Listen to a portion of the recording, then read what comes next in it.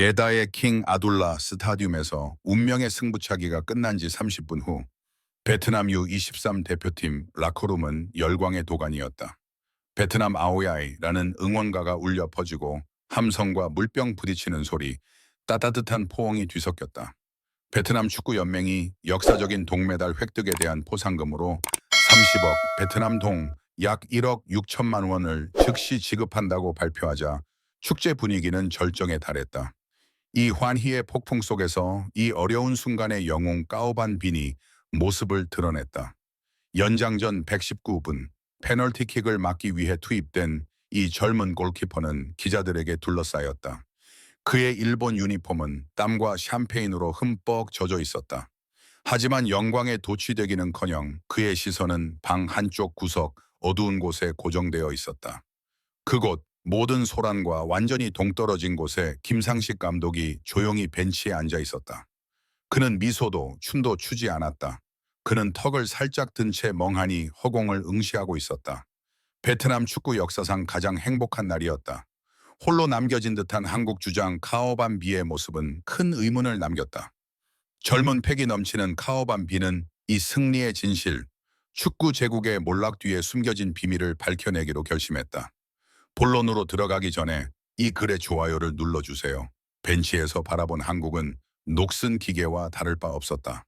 확실한 승리가 보장된 상황에서 어떻게 승부차기를 버텨냈냐는 질문에 카오 반비는 코칭 스태프와 함께 120분간 경기를 관찰한 결과를 바탕으로 날카롭고 전문적인 분석을 내놓았다. 우리가 운이 좋았다고 생각하는 사람들이 있나요? 절대 아닙니다. 반비는 자신 있게 말했다. 120분 동안 벤치에 앉아 코치진과 나는 TV에서는 볼 수 없었던 냉혹한 진실을 목격했다. 한국은 공을 어떻게 다루어야 할지 몰랐던 것이다. 그는 이를 자세히 분석했다.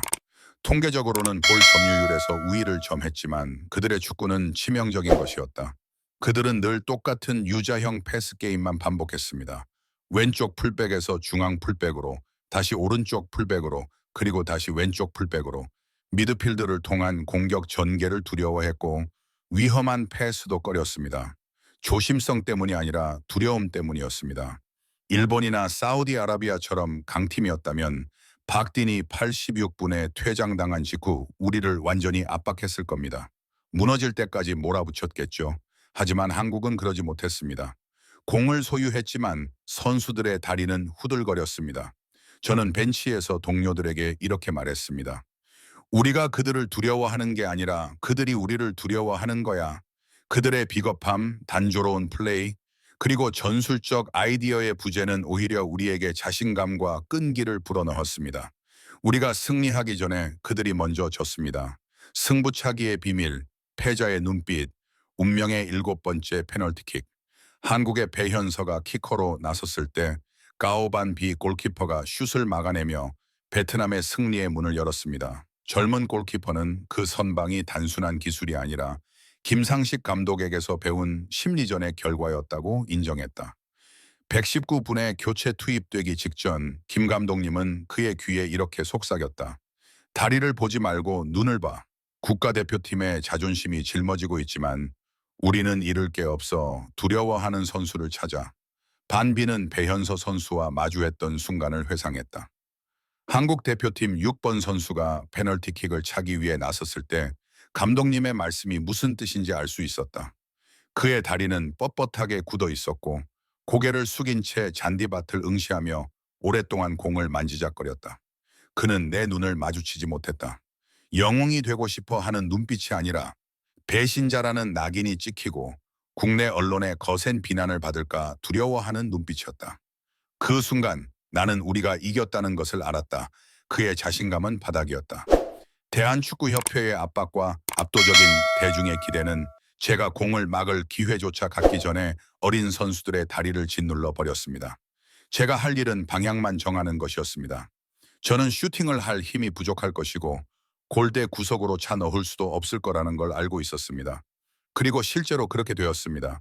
진정한 승자는 김상식 감독이었습니다. 이야기는 김상식 감독이 왜 축하 파티에 참석하지 않았는지 설명하는 부분에서 침울해집니다. 직업적 책임감과 애국심 사이에서 갈등하는 한 남자의 비극을 보여주는 이 부분이 가장 감동적입니다. 모두가 감독이 왜 샴페인을 터뜨리러 나가지 않았는지 물었습니다. 보세요, 감독님이 경기장 구석에 혼자 앉아 계세요. 밤비는 목이 메인 목소리로 손가락질하며 말했습니다.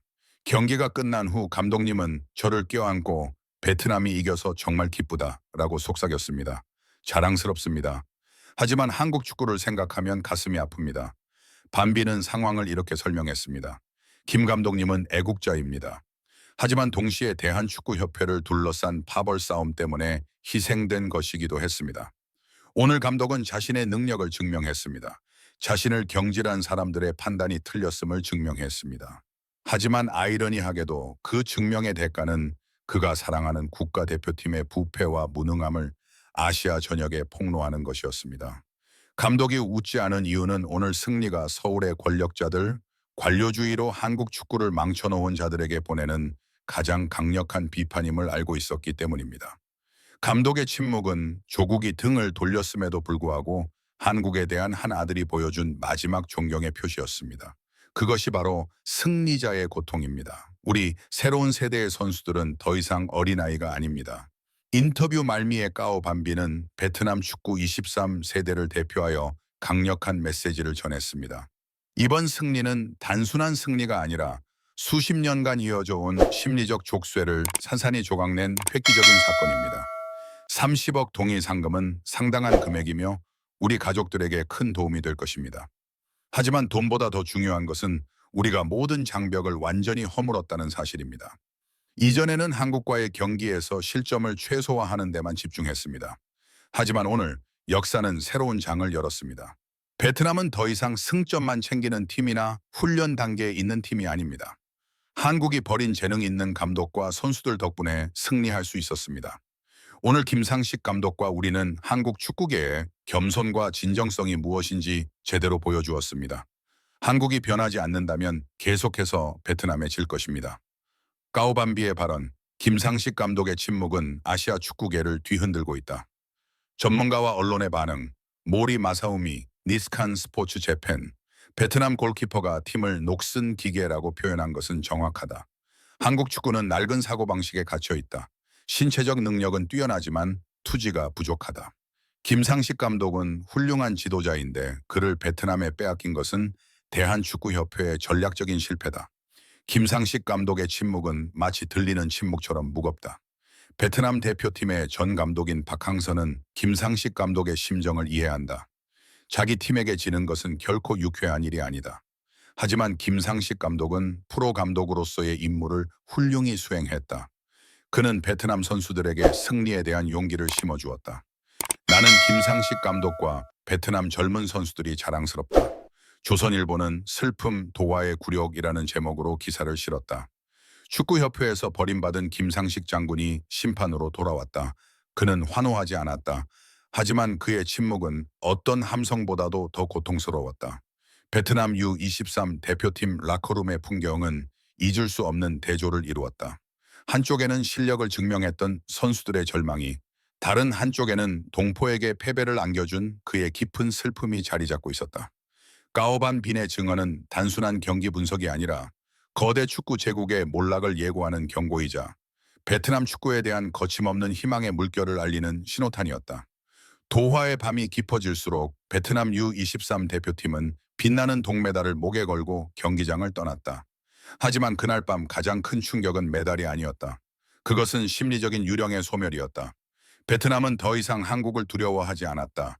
그리고 라코르냐 경기장 구석에서 김상식 장군이 보여준 침묵은 한국 축구 관계자들의 마음속에 오랫동안 남을 것이다. 재능을 짓밟으면 그 재능이 반드시 당신을 파멸로 이끈다는 이 교훈은 영원히 잊히지 않을 것입니다. 끝까지 함께해 주셔서 감사합니다. 이 영상이 마음에 드셨다면 좋아요를 누르고 구독하여 저희를 계속 팔로우해 주세요.